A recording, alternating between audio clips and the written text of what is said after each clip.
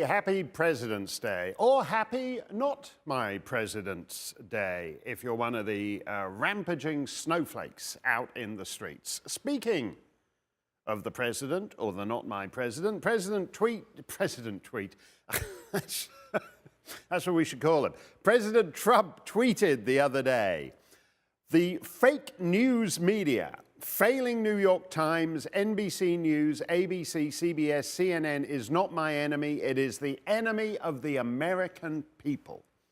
And the press went bananas. Oh, this is unprecedented. He's identifying the media as the enemy of the American people. A lot of other people went bananas too. John McCain said, suppressing the media, this was the first step toward a dictatorship. McCain, incidentally, got clobbered by the media in the final stages of the 2008 campaign, you'll recall, who said he was unfit to be president. But he's such a sap, he's such a patsy, he's such a forgiving guy, he doesn't care that they destroyed him. Otherwise, we'd be at the end of, right now, we'd be marking the end of a two-term successful McCain presidency. But he doesn't care, they destroyed him. And he's still sucking up to them, which is kind of pathetic. But everyone went nuts about this, about calling the media the enemy of the American people. And I'm happy, actually, with that designation. I don't object to it, because I think they are. I don't think they fulfill the function of a free press. And McCain, of course, is wrong. You know, criticizing the press is not the same as suppressing them. They should be criticized. They're not an elite college of cardinals. They're not the dispassionate arbiters. And to pretend that they are is absolutely ridiculous. In American terms, the American papers are among the dullest on the planet. They're certainly the dullest in the English-speaking world. The boring, colorless monodailies thinning out every month as their business model collapses. These are less interesting. I like to read, before I turn in at night, I like to read online the Pakistani papers. They're better written, and they've got more stuff in there that's interesting to read. The American media became a guild, and they destroyed themselves. But it was interesting to me that Trump's tweet was not even honestly reported. Even in reporting his attack on them, they didn't get it right. I read this story in Politico. President Donald Trump charged Friday that the media aren't an enemy of the White House, but an adversary of the American people. Ooh! In a since-deleted tweet Friday afternoon, the president blasted what he called, quote, fake news media, singling out in particular the New York Times, CNN, and NBC News. The fake news media, failing New York Times, CNN, NBC News, and many more, is not my enemy. It is the enemy of the American people. Sick, Trump tweeted. The post was deleted shortly afterwards. So if you read the first 3 paragraphs of the Politico story, you'd think that this tweet, the thing you take away from it, is all about a since-deleted tweet. The post was deleted shortly afterward. Delete, delete, delete. Trump had attacked the American media and then realized this was lunatic even for him and had deleted his tweet. You had to read on deep into the Politico story to find out that, in fact, he retweeted it 16 minutes later, exactly the same. The only difference being that he'd added ABC and CBS to the list of fake news institutions. And he's not wrong in that respect.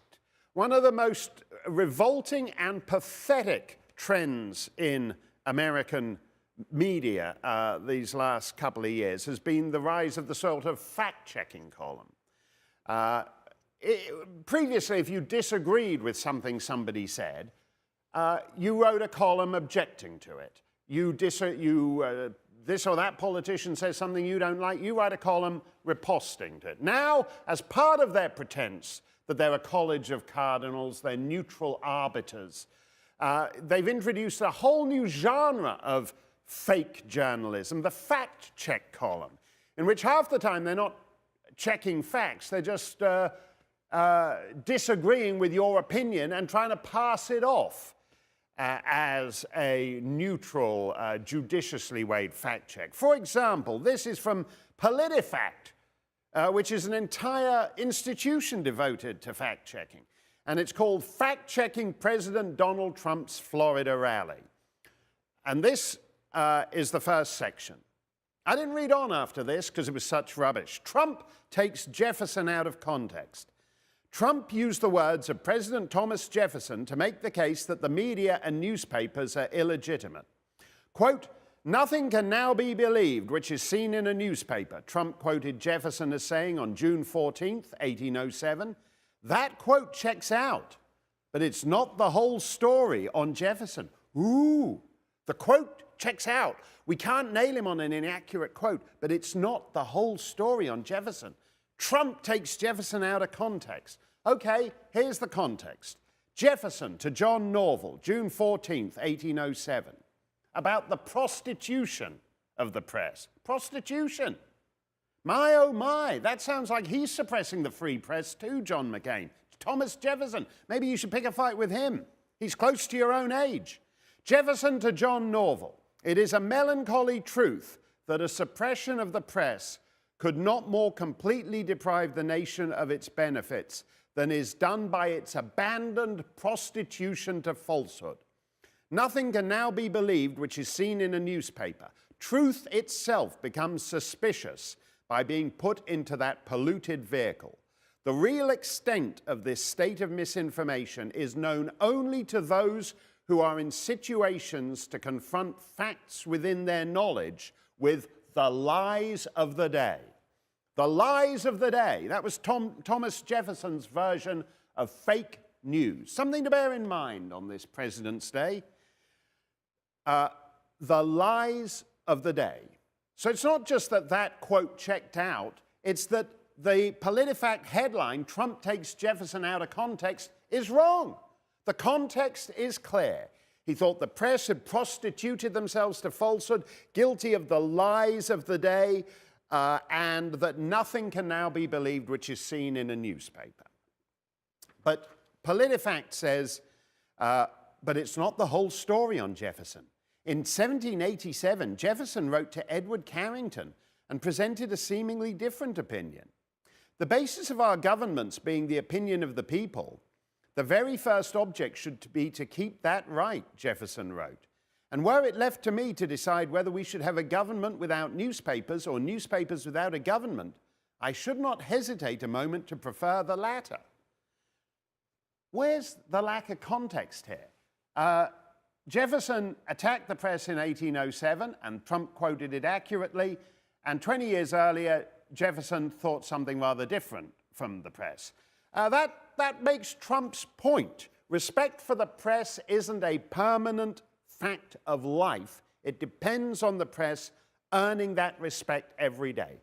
And a fact check which claims that Trump took Jefferson out of context because Jefferson had been more favorably disposed to the press 20 years earlier, doesn't disprove that. So the fact check here is garbage. I wanted to see who wrote the fact check because, you know, let's face it, this reporter might have said something different 20 years earlier. I mean, 20 years earlier, he liked Hootie and the Blowfish and was doing the Macarena. People change.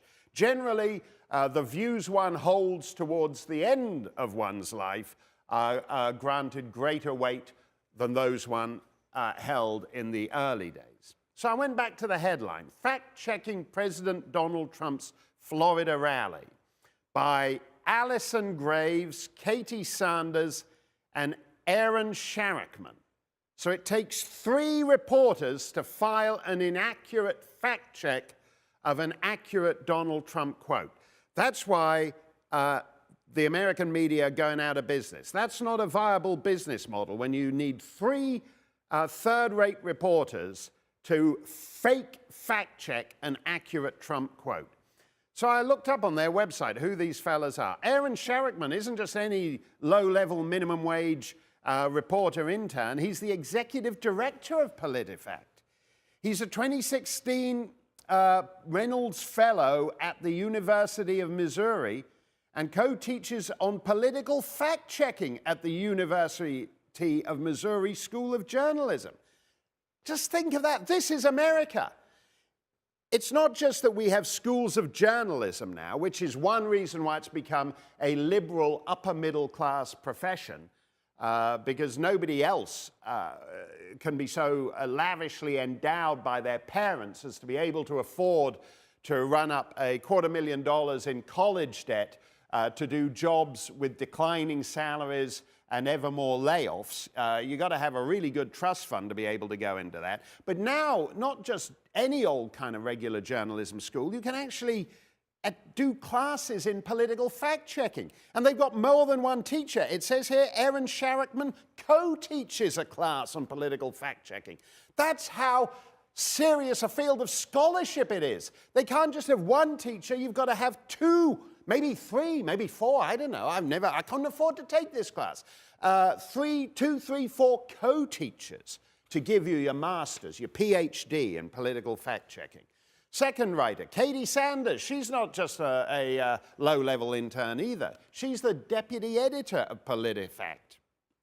Don't know whether she's credentialed in political fact-checking. Don't know whether she's got a master's in it or just a bachelor's degree in political fact-checking. And then the third reporter, Alison Graves, is a reporter with PolitiFact. Previously, she reported for PolitiFact Missouri, which, as you recall, is the state in which Erin Sharrockman co-teaches his class on political fact-checking. So she may be credentialed in political fact-checking. Anyway, I then scrolled down the page and saw that Alison Graves does these truthometer statements as part of the fact-checking thing. And she had rated this statement by Donald Trump as false. Look at what's happening last night in Sweden. Sweden, who would believe this?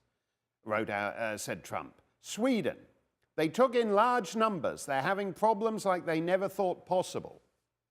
And Alison Graves, fact-checking this statement as false, wrote, defending his immigrant travel ban at a February 18th campaign rally, President Donald Trump referred to several places that have taken in a large number of refugees and have recently been attacked. Trump mentioned well-documented terrorist attacks in Europe alongside an apparently sinister occurrence we had not heard about in Sweden. We've got to keep our country safe. You look at what's happening. We've got to keep our country safe. You look at what's happening in Germany. You look at what's happening last night in Sweden. Sweden, who would believe this? Sweden, they took in large numbers. They're having problems like they never thought possible. You look at what's happening in Brussels. You look at what's happening all over the world. Take a look at Nice. Take a look at Paris. And Alison Graves precisely wrote, Sweden has let in a large number of immigrants and refugees, but we couldn't find any evidence that indicates Sweden's immigration policy is causing the types of problems with terrorist incidents that Trump suggested, and couldn't find any record of an attack by terrorists or immigrants in Sweden on the night of February 17th or any night recently. This is why he's right to call you the enemy of the American people. He wasn't talking about terrorist attacks. He was talking about what's happening in Germany, what's happening in Sweden. And I suspect Alison Graves and her colleagues actually know what's happening in Sweden and Germany, but they don't want you to hear about it. What's happened is that Sweden and Germany let in the most so-called refugees in hard numbers, 1.5 million refugees. Sweden let in the most per capita. How many per capita? Every day last year, an average of 90 unaccompanied boys entered Sweden and only 8 girls in these refugees. So there were 90 guys for every 8 gals. And as a result, Swedish adolescents now have one of the worst sex imbalances of any population cohort ever recorded. You're familiar with China and its ruthlessly enforced one-child policy, where the government said told parents they could only have 1 kid. So as a result, an entire generation of Chinese parents aborted all the girls or killed them outside the womb. And as a result, they now have a sex imbalance in that generation of 119 boys for every 100 girls. Sweden has caught up with that in the space of 2 years, simply by being the second most welcoming country of so-called refugees. It now has 123 16 and 17-year-old boys for every 100 16 and 17-year-old girls. 123 boys for every 100 girls. And around the planet, a surplus population of young males always means more crime, more violence, always.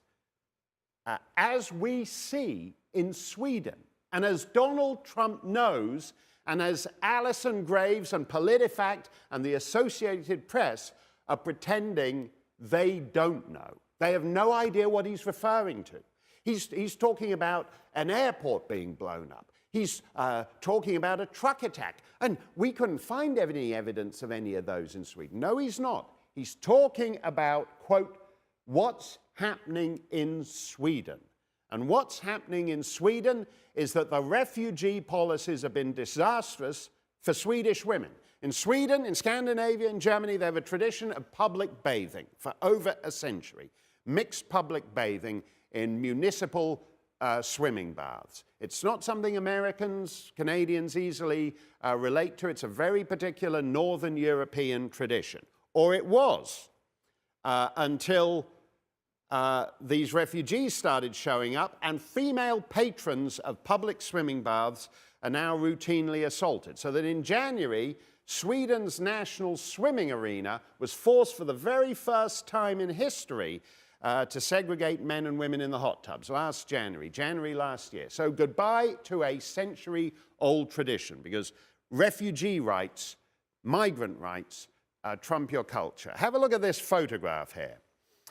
This is me with a young lady called Anne Sophie. And I met with her over the summer, last summer. And she and her daughters and her niece were sexually assaulted by a group of refugees in the public swimming bath at Östersund, which is a town up there in the middle of Sweden.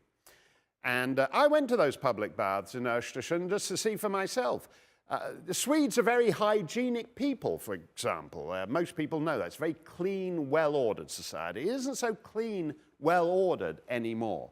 You're meant to take a shower before you enter the swimming baths. So when you go in, there's a lot of Swedish men all standing around, soaping the old wedding tackle and having a full shower before you get into the bath. So I joined them. While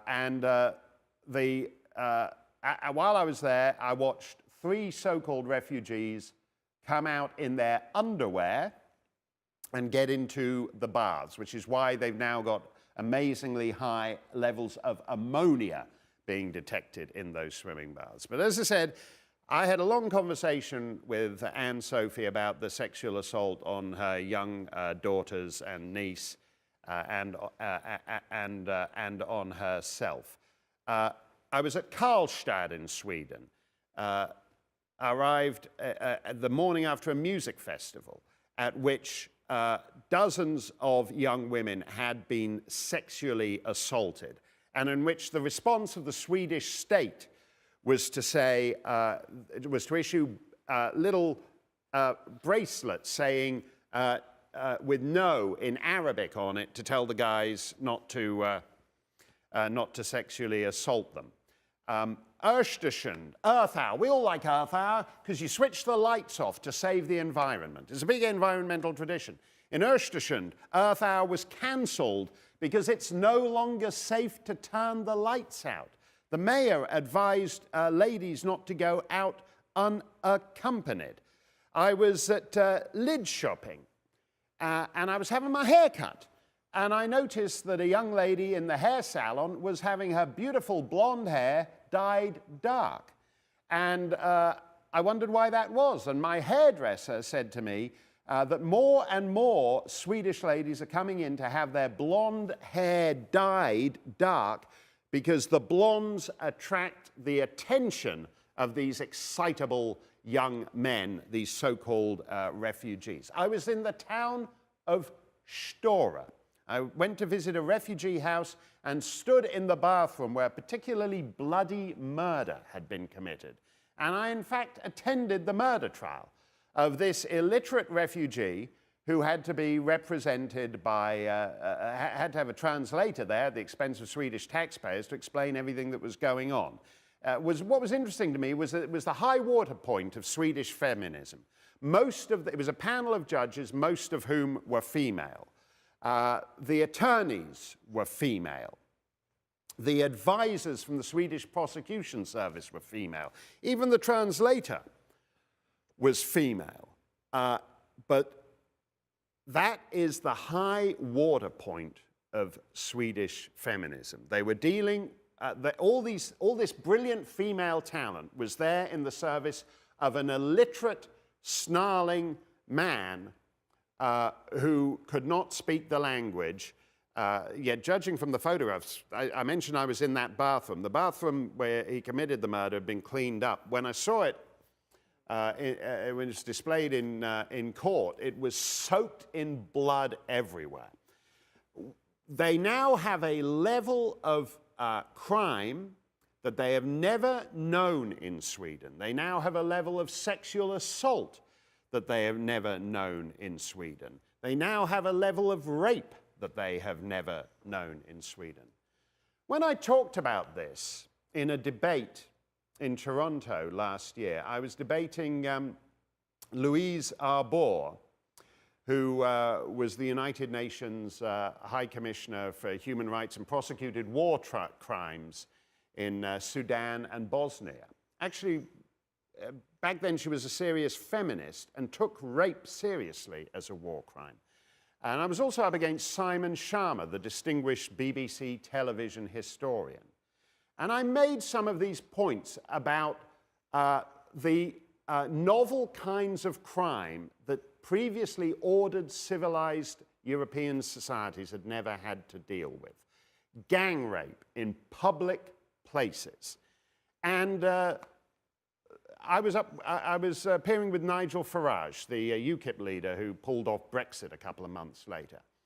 And we brought up the astonishing vulnerability of German and Scandinavian women in particular, thanks to the admission of these refugees. And what was fascinating to me was that Louise Arbour, who'd previously prosecuted rape as a war crime, played rape for laughs and got big laughs. Look at this.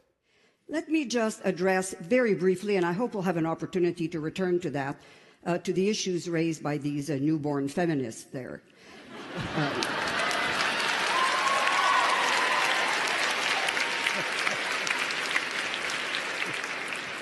And I see the clock running, so I reserve my right to flesh out these ideas a little more deeply, but I can assure you that for those of us feminists who came, certainly the women of my generation, from a cultural, political environment in this country in which religion dictated most of our rights and privileges, we've managed to start occupying our place in public life, not by pushing and trying to exclude others, and certainly not by espousing as champions people who have that kind of ideology. Thank you. Okay. I want to hear from the pro team back-to-back. So, Simon, let's have your rebuttal, and then I'll come on to Mark and Nigel. Okay. Yeah, I was just struck by how obsessed with sex these two guys are, really, actually. It's a bit sad, really, actually. Simon Sharma, a bit sad, really. That's pretty funny, Simon. Simon returned to his point just at the end of his presentation about how these guys aren't rapists, no need to worry about the rape. And all of those men arriving weren't arriving with the purpose of upping their rape score either.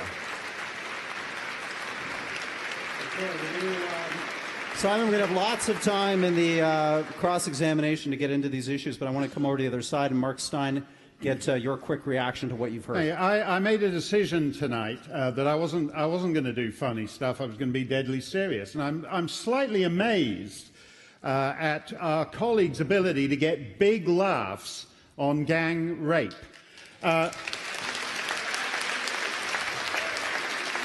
Madame Arbor scoffs at the newfound feminists over here. I'm not much of a feminist, but I draw the line at the 3-year-old getting raped and the 7-year-old getting gang raped in a basement. And when Simon tells us that, funnily enough, we're all obsessed, maybe we don't get enough action in the Toronto singles bars. Madame Arbor, as she said, is a feminist of a certain generation. And those feminists were very clear, as Madame Arbor was very clear in Sudan, that rape is not about sex, whatever Simon may say. Rape is about power, which is what Madame Arbor says. And we're not talking about the kind of sex I want to have. I ain't into 3-year-old girls. But the 14-year-old girl in Sudan, here's a random example from 10 days of German migrant crimes in January. 16-year-old boy raped inside Wolfsburg City Hall. 13-year-old girl sexually assaulted near a railway station in Ellwagen. 3 girls sexually assaulted at a swimming pool in Ansbach. 15-year-old girl raped at a railway station in Wuppertal. Attempted gang rape of a 13-year-old girl in Gelsenkirchen. I can go on and on. These are all rapes, gang rapes in public places. Trains, streets, parks, and even City Hall. And I congratulate you on getting big laughs with that, Simon, and you, Louise, because if I'd known that, I'd be doing open night mic on gang rape at a comedy club. It isn't funny. It isn't funny. I make no claims to be a great debater, but that's the point at which an audience of Toronto liberals realize the truth about what is going on in Europe. And that turned the debate for Nigel Farage and me. That moment, and it's an important moment, and it goes back to what Alison Graves and PolitiFact and the Associated Press are talking about with Donald Trump, and his so-called false statement about Sweden. There's a great story going on in Sweden right now. It's a story about the contradictions of multiculturalism. It's a story about whether feminism can exist when you have mass migration from cultures where women are property.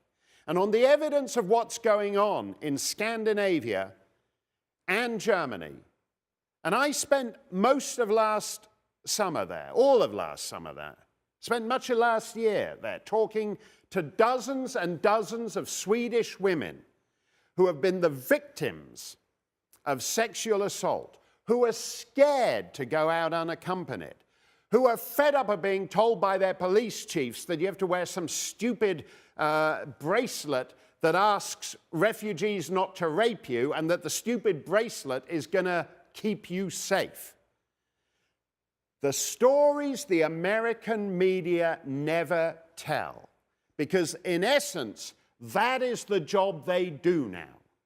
Their principal function in the modern world is to decide what you don't need to know. This is the biggest story of our time. The demographic transformation of some of the oldest societies on earth is the biggest story of our time.